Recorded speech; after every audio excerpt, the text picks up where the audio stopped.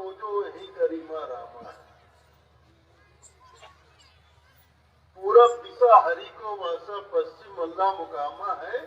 दिल में खोज दिल ही में खोजो यही गरिमा रामा। दिल की बात करते हैं। साहब कहते हैं मंदिर तोड़ो मस्जिद तोड़ो, इसमें ना कोई मुजाका है। प्यार भरा दिल मत तोड़ रे बंदे, ये घर खास खुदा का है। लेकिन प्यार से प्रेम से भरा हुआ किसी का हृदय मत तोड़ो। प्रेम से भरा हुआ हृदय ही परमात्मा का असली निवास स्थान है। जिसके हृदय में प्रेम होता है उसके हृदय में परमात्मा स्वयं निवास करते हैं। इसलिए साहब हमने ढाई आखर प्रेम का पढ़े सो पंडित। प्रेम हृदय का ऐसा भाव है जो मानव मानव के बीच जितने भी भेदभाव है उन सबको समाप्त करते हैं। क्योंकि प्रेम जोड़ता है। प्रेम जो है ये जोड़ने का काम करता है और नफरत तोड़ने का काम करता है। इसलिए धर्म जो है, संत महात्मा जो है, वो प्रेम का पाठ पढ़ाते हैं, लोगों को लोगों से जोड़ने का काम करते हैं। और जो नेता होते हैं वो नफरत का पाठ खुद पढ़ते हैं और दूसरों को पढ़ाते हैं, क्योंकि उनका काम होता है तोड़ना। समाज जितना टूटेगा उतना ज्यादा लाभ उनको मिलेगा। फूट डालो राज करो नीति ये सिर्फ अंग्रेजों की नहीं है, ये दुनिया भर के नेताओं की नीति है।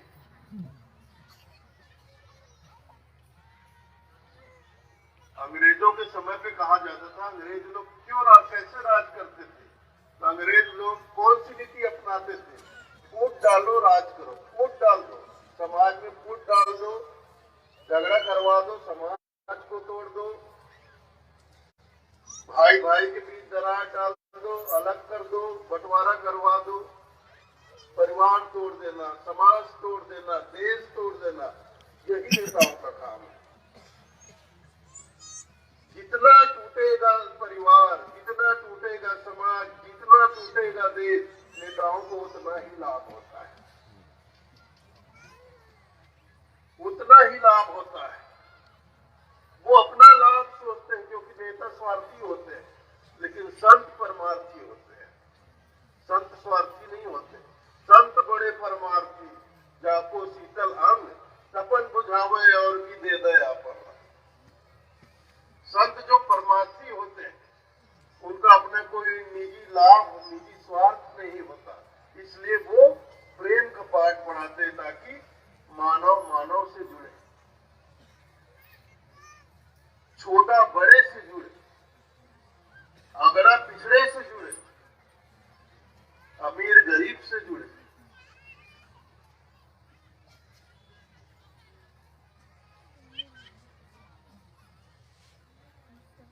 और सिर्फ मानव मानव से क्यों, मानव पशु पक्षी इस संपूर्ण प्रकृति से जुड़ जाए, सबसे प्रेम करें। प्रेम हो तो आदमी जुड़ जाता है।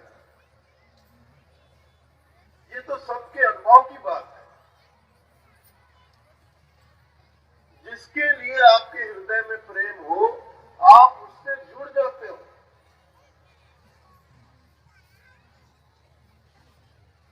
24 घंटे हर घड़ी हर क्षण उससे जुड़े रहते हो। एक समझ लीजिए दिल से दिल का एक तार जुड़ जाता है और जिससे प्रेम होता है हम सदा उसका भला चाहते हैं। जिससे हम प्रेम करते हैं उसका भला चाहते हैं, जिससे हम प्रेम करते हैं सदा हम उसका सम्मान करते हैं, जिससे हम प्रेम करते हैं कभी नहीं चाहेंगे कि उसका किसी भी तरह से कोई बुरा हो जाए, उसका कोई नुकसान हो जाए, उसकी कोई हानि हो जाए, उसको किसी भी प्रकार से कोई दुख पहुंचे, बिल्कुल नहीं चाहते। हमारे दिल से यही चाहते हैं वो सदा सुखी रहे, प्रसन्न रहे और हम खूब सम्मान करते हैं।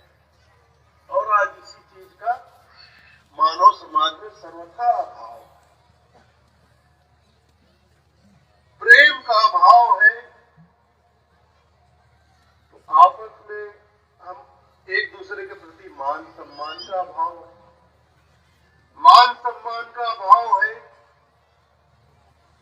तो आपस में विश्वास का अभाव है, विश्वास नहीं रहा। आज से जो 40-50 बरस पहले, 60 बरस पहले, 70 बरस पहले जो बुजुर्ग हैं, आज भी है लोग 70-80 बरस के लोग, पुराने जमाने में कैसा आपसे आपस में एक विश्वास होता था, एक विश्वास का भी रिश्ता बनता था। पारिवारिक रिश्ते के साथ साथ समाज में एक विश्वास का रिश्ता भी तैयार होता था, बनता था, लोग जुड़ते थे विश्वास के रिश्ते से। आज वो सब खत्म हो गया क्योंकि हृदय में प्रेम नहीं। तो प्रेम का पाठ हमें पढ़ना पड़ेगा, प्रेम का पाठ पढ़ेंगे तो जुड़ेंगे, बड़ा छोटे से जुड़ेगा, क्योंकि प्रेम भेद मिटाता है ना, हर तरह के भेदभाव को मिटा देता है।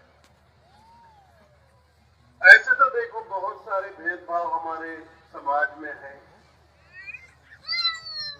बड़े छोटे का भेद, अमीर गरीब का भेद, जात पात का भेद, धर्म संप्रदाय का भेद, बहुत तरह के भेदभाव। बंद करना गुड्डू, नहीं तो ऊपर जा, तो टिकट देख के भी जाते हैं। लेकिन प्रेम जैसे हृदय में जाता है, ये भेदभाव मिटने लगते हैं। जैसे आज देखिए आप, कई समाज, मानव समाज में बहुत से समाज हैं, तो समाज तो है और सभी मानव हैं, सभी मानव हैं, हर समाज के लोग मानव हैं, लेकिन मानव होकर वे बहुत से जाति बंधनों में बंधे हुए हैं, कई जातियों में बटे हुए हैं, और एक तरह की ऐसी सामाजिक व्यवस्था कि हमारे समाज की लड़की हमारे समाज में ही रहेगी, बाहर समाज में नहीं जाएगी, ना तो बाहर समाज की लड़की हमारे समाज में आएगी, ना हमारे समाज की लड़की बाहर समाज में जाएगी।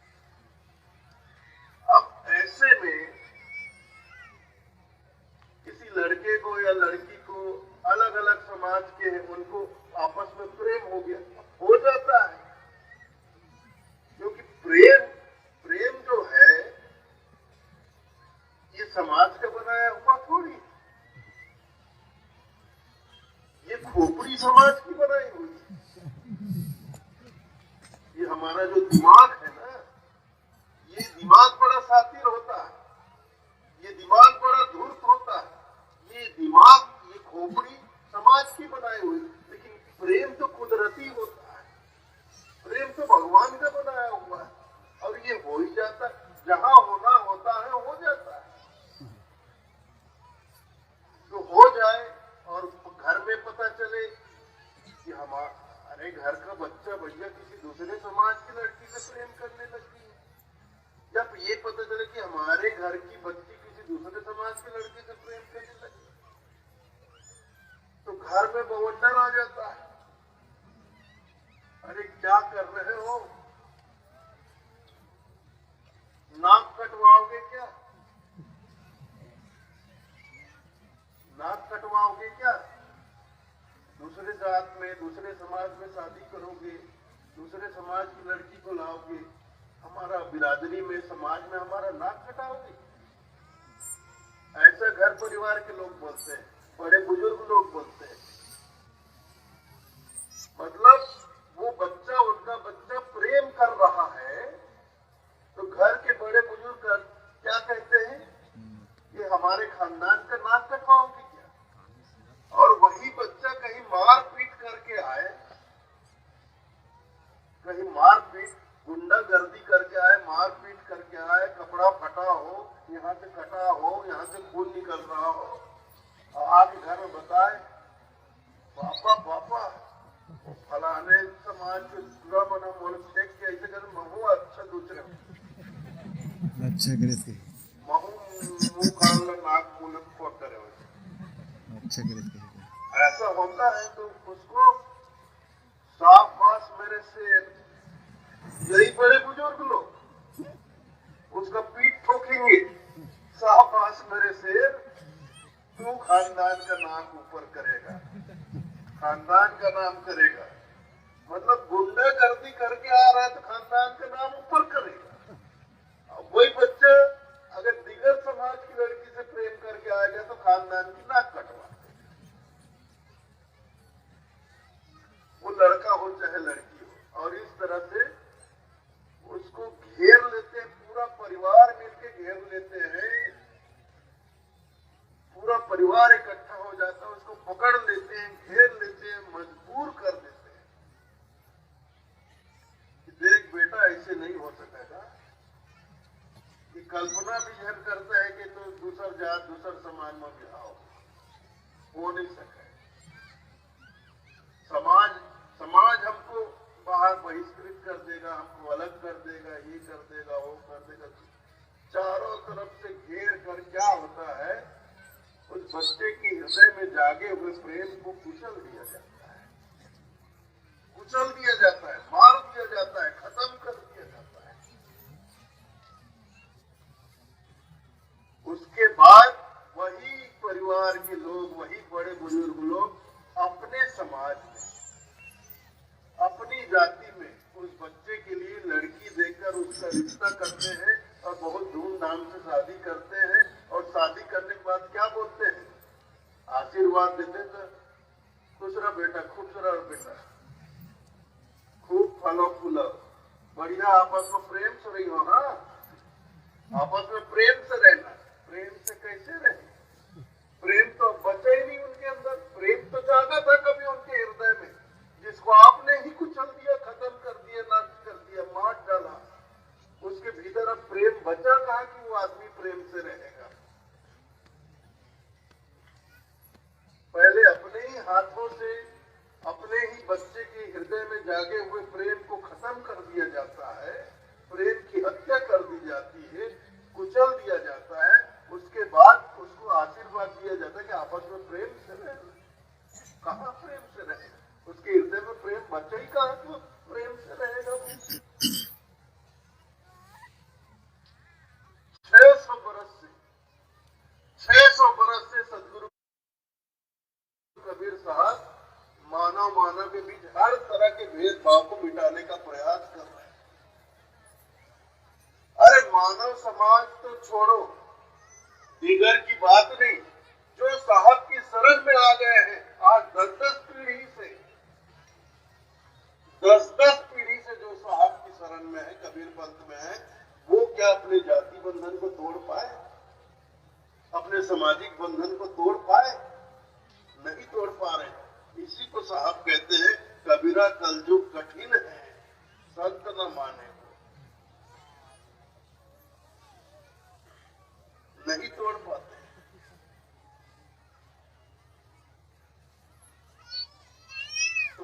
तो प्रेम है भाई, वो तो कुदरती है, हो ही जाता है।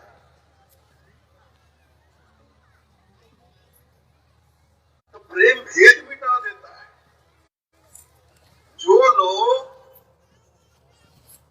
किसी सामाजिक कार्य में एक पंगत में बैठने को राजी नहीं होते,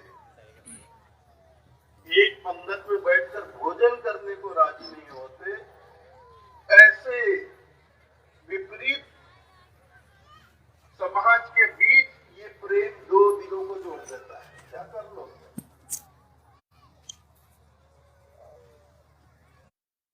प्रेम भेदभाव नहीं मानता।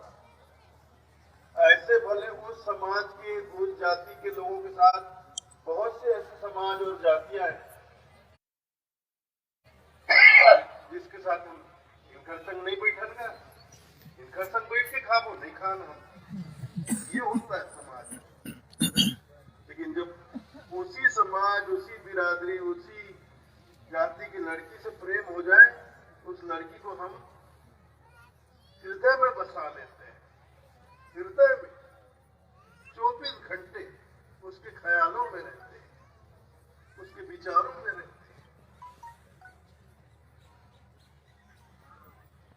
तब कहा गया छुआछूत, तब कहा गया ऊंच नीच। ये ऊंच नीच छुआछूत रूपी जो ये कुरीतियां समाज में, मानव समाज में फैली है, ये मिटेगा कैसे? प्रेम से ही मिटेगा। इसीलिए तो साहब ने प्रेम का पाठ पढ़ाया। किसी के बोलने से तो नहीं मिटेगा भैया, ये पक्का है। चाहे मैं बोलूं, कोई भी बोलूं, अरे साक्षात सतपुरुष परमात्मा 600 वर्ष पहले इस धरा पर आए, 120 वर्ष रहकर यही हमको बोलकर चले गए। 120 वर्ष यही समझा समझा कर चले गए। उसके बाद भी हम नहीं समझे तो मेरे कहने पर कोई क्या समझेगा? मैं तो बहुत छोटा, बहुत दुख सा आदमी हूं भैया। मैं तो साहब के चरण के धूल के बराबर भी नहीं।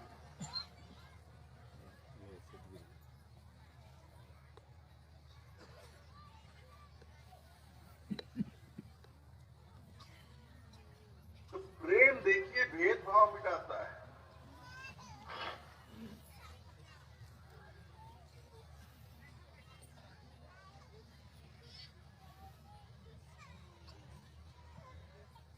बड़े छोटे का भेद मिट जाता है। एक समता का भाव, प्रेम जो है एक समता का भाव हमारे अंदर लेकर आ जाता है। और समता का भाव हमारे अंदर आता है तो फिर हमारे मन में जितने भी भेद हैं वो सारे भेद समाप्त हो जाते हैं।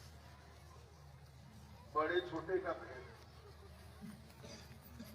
फिर ना हम किसी को बड़े छोटे की दृष्टि से देखते, जैसा मैं हूं ऐसे सब,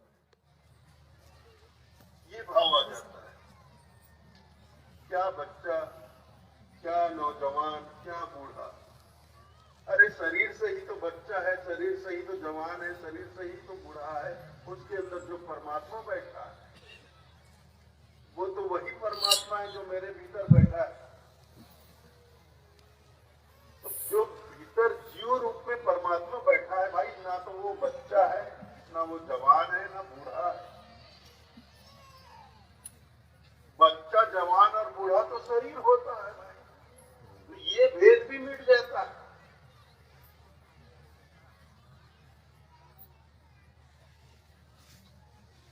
वही बड़ा हुआ तो क्या हुआ वाली बात आ जाती है। कुछ लोगों को बड़े होने का बड़ा दम होता है कि मैं बड़ा आदमी हूं, चाहे किसी तरह से, चाहे पद से हो, प्रतिष्ठा से हो, धन संपत्ति से हो, किसी तरह से भी बड़े, तो उसके अंदर बड़े होने का गुमान, गर्व गुमान आ जाता है कि मैं बड़ा आदमी हूं। बस छोटे लोग हैं, छोटे लोग ऐसे बोलते भी हैं, छोटे लोगों में क्या, छोटे लोग कौन भैया छोटा हो गया, कौन बड़ा हो गया, कैसे बड़े हो गए? सिर्फ धन संपत्ति से, पद प्रतिष्ठा से। साहब कहते हैं बड़ा हुआ तो क्या हुआ, जैसे पेड़ खजूर, पंथी को छाया नहीं, फल लागे अति।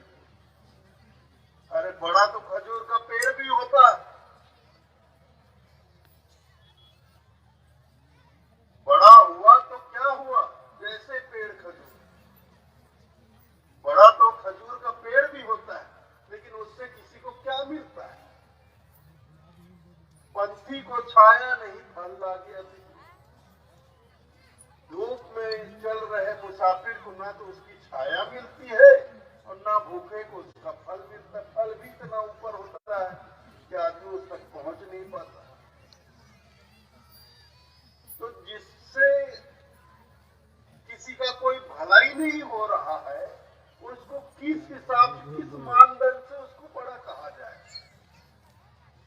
सिर्फ उसकी लंबाई बड़ी हो गई इसलिए वो बड़ा हो गया? तो ऐसा बिल्कुल नहीं होना चाहिए। और रहीम जी, एक संत रहीम भी हुए, हम उनके दोहा साहित्य स्कूलों में पढ़ाया जाता है।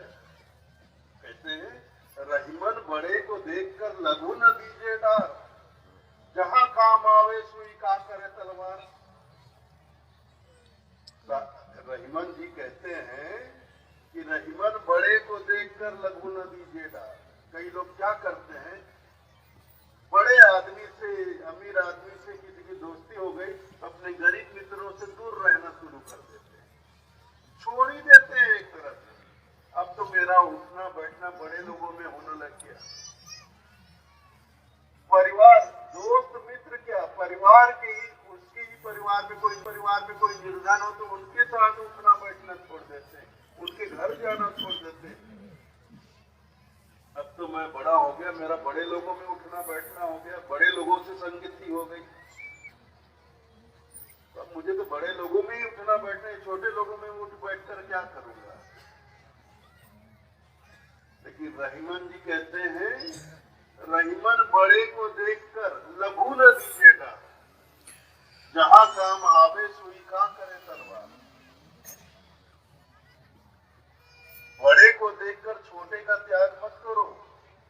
सबकी अपनी उपयोगिता है, सबका अपना महत्व है, अपने अपने स्थान पर सभी उपयोगी हैं, सबका अपना अपना महत्व है। आपका कपड़ा फट जाए तो तलवार से नहीं सिसलता। कपड़ा कहीं फट जाए तो तलवार से उसकी सिलाई नहीं हो सकती, इतना बड़ा होता है तलवार। कमीज से भी बड़ा तलवार होता है। तलवार से सिलाई करने की कोशिश करोगे तो और फाड़ डालेगा। तो कपड़ा अगर फट गया तो छोटी सी सुई, 5 पैसे की सुई, उस फटे हुए कपड़े को बड़े प्यार से सिल देगी। हाँ, और लेकिन कहीं आप जंगली रास्ते से गुजर रहे हो, कोई जंगली जानवर आप पर हमला कर दे, चोर डाकू आप पर हमला कर दे, तो वहां सुई क्या करेगी बेचारी? इतनी बड़ी सुई, आप इतनी बड़ी सुई से कैसे अपनी रक्षा करोगे? फिर तो तलवार ही काम आने वाला है। मतलब ये है कि सबकी अपनी उपयोगिता है, सबका अपना महत्व है। किसी की उपयोगिता और महत्व को आप ठुकराओ मत, नकारो मत, बल्कि समझो इस बात।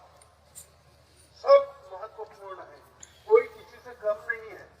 बस ये है कि अलग अलग स्थानों पर अलग अलग कार्यों के लिए सब उपयोगी है, सबका अपना महत्व है और एक समान महत्व है।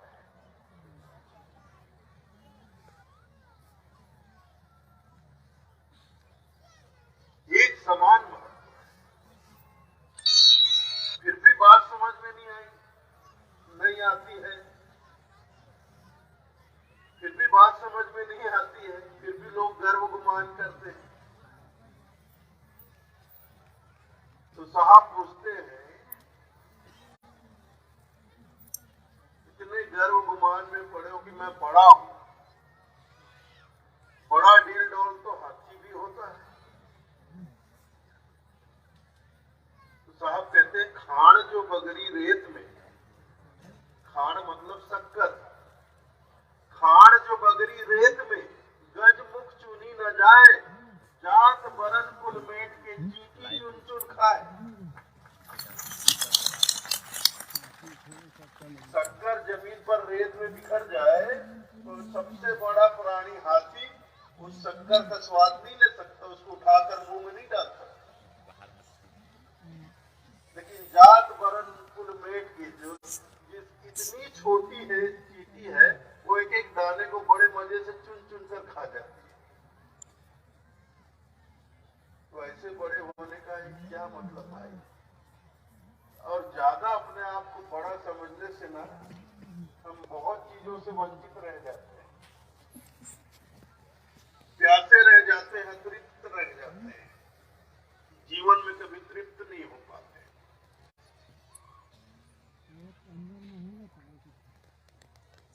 साहब इसी बात को समझाते हैं, ऊंचा पानी ना टिके,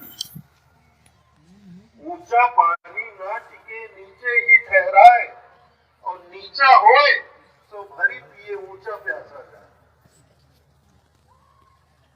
पानी जो है ऊंचे स्थान पर आप डालो, कभी नहीं ठहरेगा, नहीं ठहरेगा पानी ऊपर। वो बहते हुए जाकर जो सबसे निचला स्थान है गड्ढे में, वहां जाकर रुकेगा, वहां जाकर भर जाएगा। पानी ऊंचा ना रहे, नीचे ही ठहरा, और नीचा होए तो भर पिए, ऊंचा प्यासा जा। जो नीचा होए, नीचा होएगा मतलब जो झुकना जाने, झुकना जाने मतलब जो जीवन में विनम्र हो, विनम्र हो, झुकना जाने। जो झुक जाता है विनम्र होकर, वो भर के पेट भर के पानी पीता है, अपनी प्यास बुझाता है, तृप्त होता है। लेकिन जो दम में अकड़ कर खड़ा रहता है, मैं झुक सकता नहीं, मतलब एक कहावत कही जाती है, सर कटा सकता हूं लेकिन सर झुका सकता नहीं, खड़े रह। अब प्यास मरा था